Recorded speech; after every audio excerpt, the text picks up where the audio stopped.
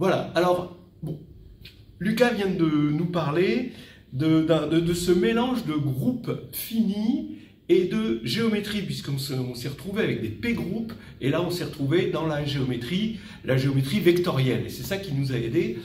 Et j'ai trouvé ça très, très sympathique, et du coup je rebondis sur une histoire comme ça, c'est l'histoire des P-silos. Si vous connaissez les P-silos, eh bien vous allez voir une analogie entre les P-silos et la géométrie vectorielle. C'est-à-dire, qu'est-ce qu'ils disent les théorèmes de Silo? Ils disent, on a un P-groupe, quand on a G un groupe fini, on a un P sous-groupe maximal, d'accord? Et puis, tous ces sous-groupes maximaux sont conjugués, d'accord? Ça vous fait penser à quelque chose? Attention, c'est pas fini.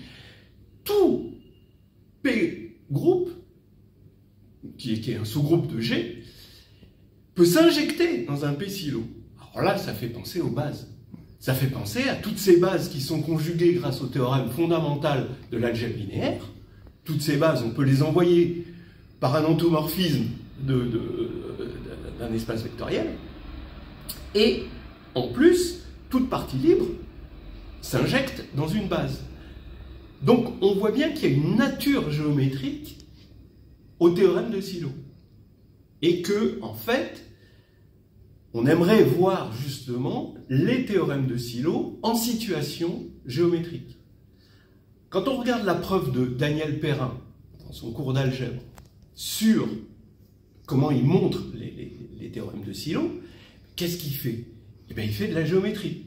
Alors, évidemment, d'abord parce que Daniel Perrin est un géomètre, mais aussi parce que il s'est dit, les P-silo, il a tout de suite vu la nature géométrique. Je pense que c'est lui qui a trouvé cette preuve magnifique qui consiste à prendre le groupe, à l'injecter par Cayley, donc s'il est d'ordre n, le groupe dans Sn, le groupe symétrique, puis des permutations, hein, puis ce groupe l'injecter via les matrices de permutation dans GLN de Fp, et là, avec GLN de Fp, exhiber un théorème de Silo, exhiber un P-silo, et ensuite redescendre sur le groupe. En fait, la difficulté principale du théorème est surtout le théorème de descente, finalement, d'arriver à montrer que quand on a un P-silo en haut, on a un P-silo en bas. Et ça, c'est pas toujours facile, les théorèmes de descente.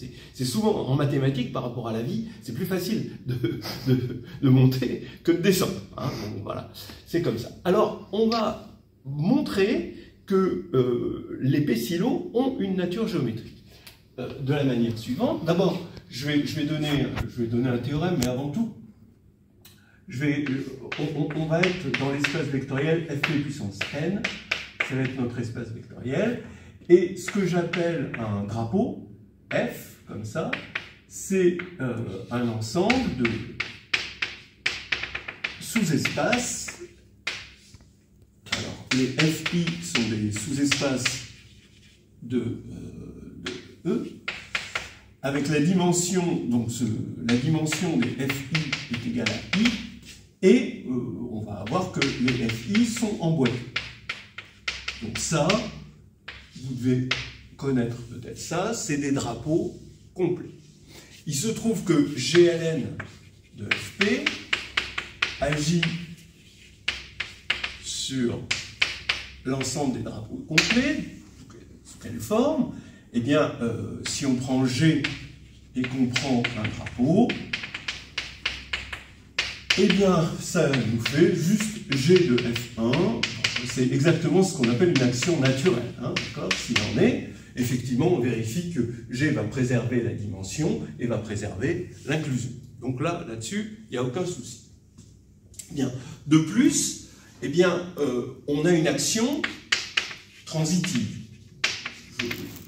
On remarque hein, que c'est transitive.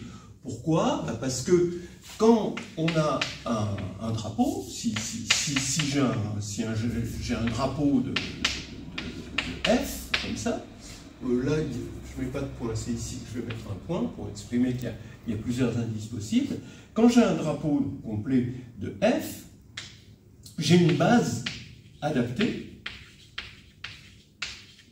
au drapeau, c'est-à-dire une base telle que Fi, c'est exactement le sous-espace engendrée par E1 jusqu'à EI. Donc comment je crée cette base? Ici, j'utilise tout le temps, à chaque étape, le théorème de la base incomplète. Ici, j'ai un E1, ça va être une base, ici j'ai une droite, puis F1 est inclus dans F2, qui est un plan, donc je vais avoir une base, je complète ma partie libre, ici E1 du plan, en une base du plan, etc., etc. Et j'obtiens ici une base qu'on va appeler une base adaptée. D'accord? Bon, ça c'est classique. Et donc, pourquoi l'action est transitive? Parce que si j'ai deux drapeaux F et F', je vais avoir deux bases adaptées, E1, En et E', et donc, je sais par le théorème fondamental de l'algèbre linéaire qu'il va exister un G qui va envoyer la première base sur la seconde base, et du coup, on vérifie facilement que ça va envoyer le premier drapeau sur le second drapeau. Donc on a une action, hein, donc on va se baser là-dessus. Alors maintenant, voilà mon théorème. Du coup, je vais pouvoir écrire le théorème suivant. On a une bijection, il existe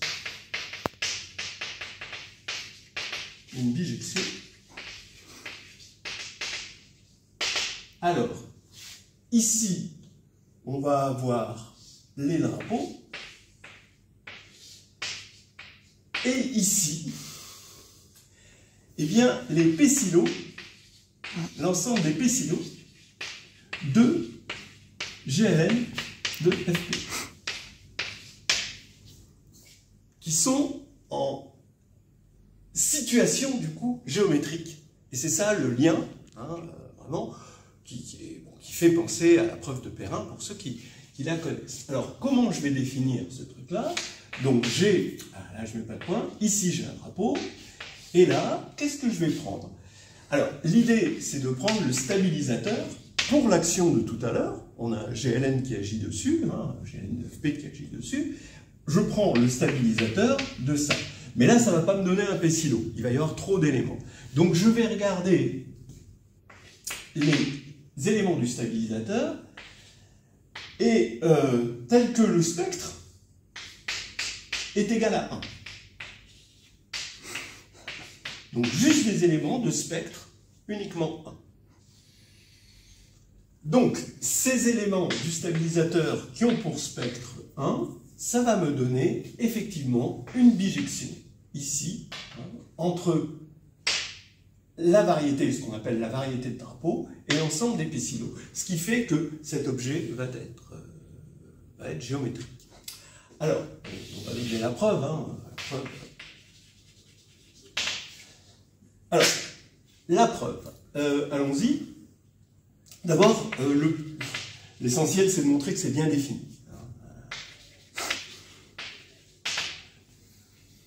Alors, effectivement, je vais prendre F, là, ici, je vais lui associer une base adaptée, comme tout à l'heure, et maintenant, si G stabilise le drapeau, donc on est là-dedans, d'accord? Eh bien, ça veut dire que la matrice de G dans la base E, ça va être forcément triangulaire supérieur. Parce que E1 va être fixé à... la droite engendrée par E1 va être fixée, puis le plan engendré par E1, E2, c'est F2, va être fixé, puis l'espace de dimension 3 engendré par E1, E2, E3 va être fixé. Donc ici, ça va être triangulaire supérieur. Donc ça veut dire qu'on voit le spectre, maintenant, sur la diagonale. Si de plus le spectre est 1, alors ça veut dire qu'on n'a que des 1 ici. Ça veut dire qu'on a le groupe, on reconnaît ici que le stabilisateur, dans sa version matricielle, dans la base adaptée, c'est exactement le groupe des matrices triangulaires, le sous-groupe de GLN de FP, des matrices triangulaires supérieures avec des 1 sur la diagonale. C'est bien un sous-groupe, Et son cardinal, c'est P puissance n facteur de n-1 sur 2. Et oui, puisque on a un triangle ici de taille n-1 finalement, et on sait que le nombre de coefficients qu'on va devoir choisir parmi les éléments de FP, bah, il y en a n-1 sur 2, c'est le nombre triangulaire. Voilà.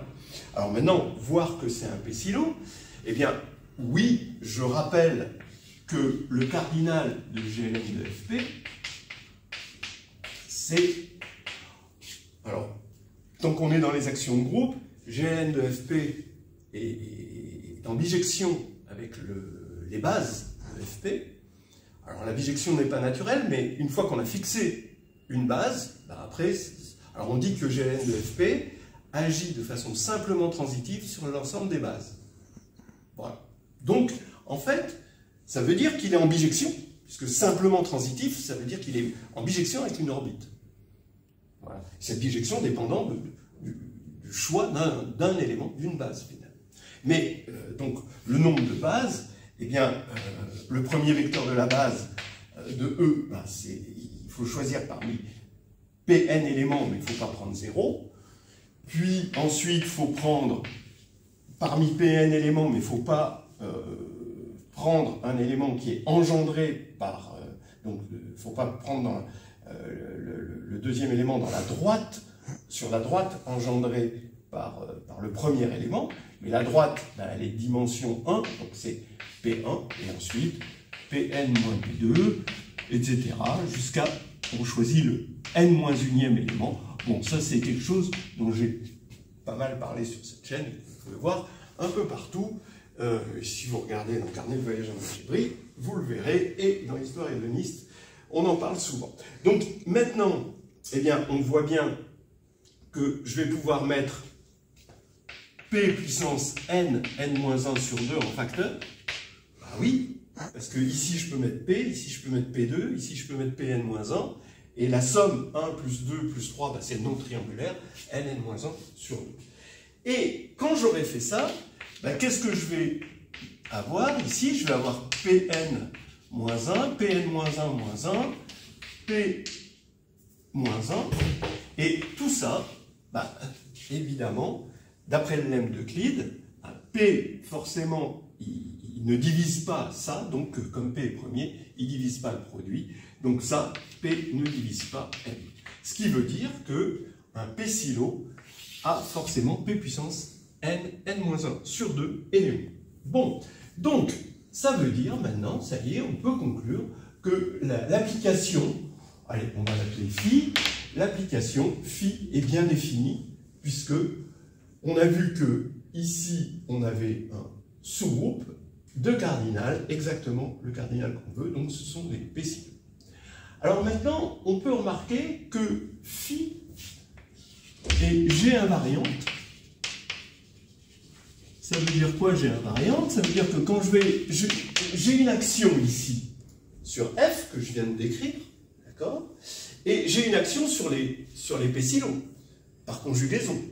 Le groupe agit par conjugaison sur ces P-silos. Et on sait d'ailleurs, théorème de Sylow, cette action est transitive.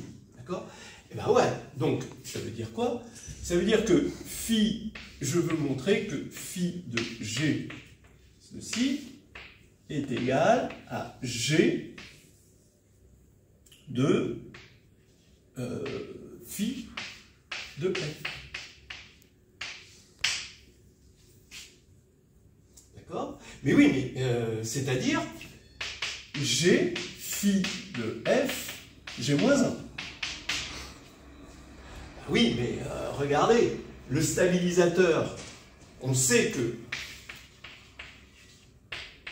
quand on a une action de groupe, le stabilisateur de G.x, ça c'est un exercice très facile, c'est G, stabilisateur de X, G-1, conjugué.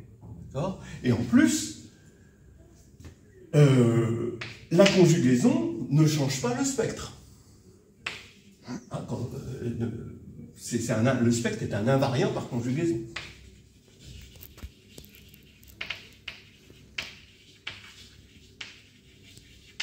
Donc, on va avoir effectivement cette formule-là. Et comme par les théorèmes de Sylow, ici l'action est transitive, eh bien, ça veut dire qu'on peut... L'image va venir en orbite. Ben oui, ça veut dire que dès qu'on va avoir un élément, on va avoir toute l'orbite. Mais ça veut dire que c'est surjectif, puisqu'il n'y a qu'une orbite. Donc phi est surjectif. Bon, déjà, on l'a eu pas cher. Maintenant, phi est injective. Alors comment on va montrer que phi est injective?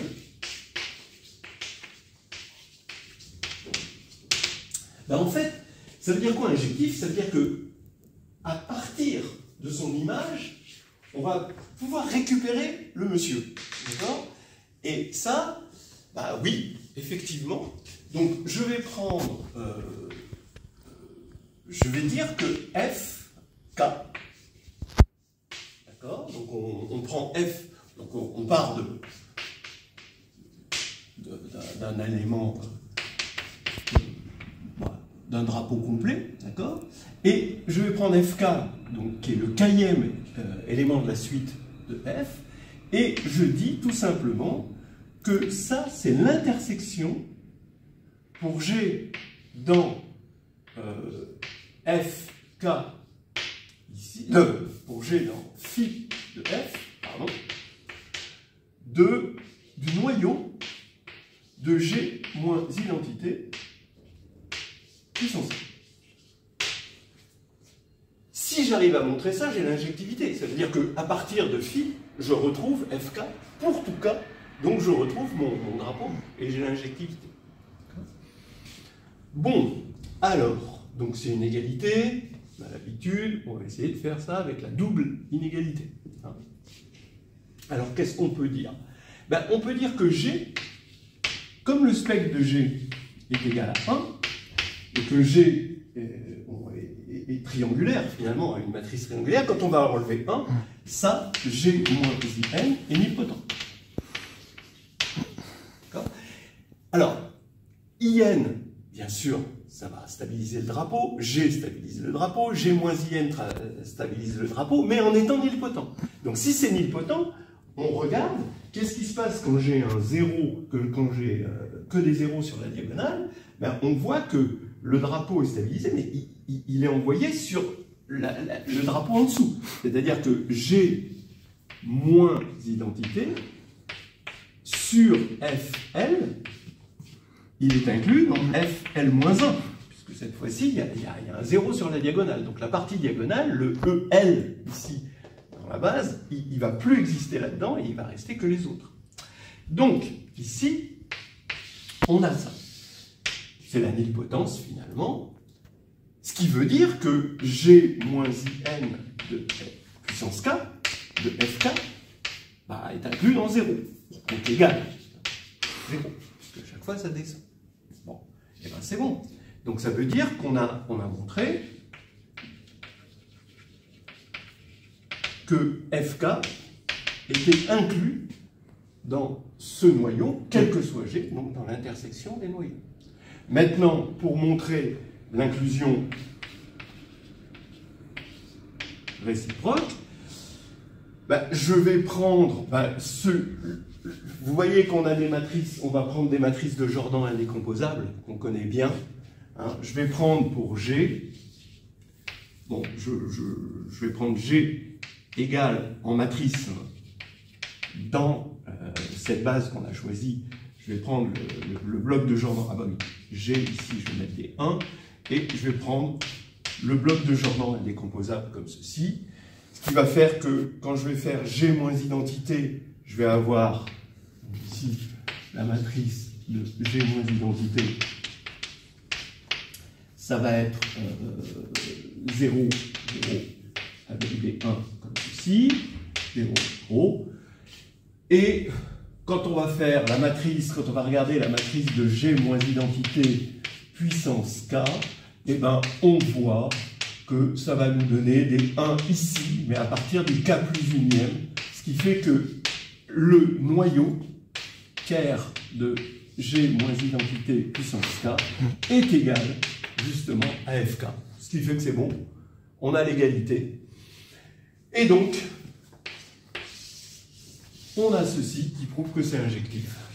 Et je vais terminer par des petites remarques. Donc vous voyez, on a compris un petit peu cette idée que les P-silos ont une nature, une vraie nature géométrique qui est réalisée là-dedans. On comprend pourquoi Daniel Perelman est allé chercher cette nature géométrique et ensuite, la partie difficile de redescendre sur le groupe, mais là c'est cette nature géométrique. Je vais vous donner une autre idée de ça. C'est-à-dire que, regardez, vous prenez F ici, est en bijection avec, comme c'est une seule orbite, on a vu une action transitive de GLN, eh bien, quel est le... Donc ça, c'est ce qu'on appelle G. Ici, je vais l'appeler G, lui, j'appelle G GLN de FP. Eh bien, quel est le stabilisateur d'un drapeau? On va prendre le drapeau standard pour la base canonique de FP puissance n. Eh bien, ça va être les matrices triangulaires supérieures inversibles.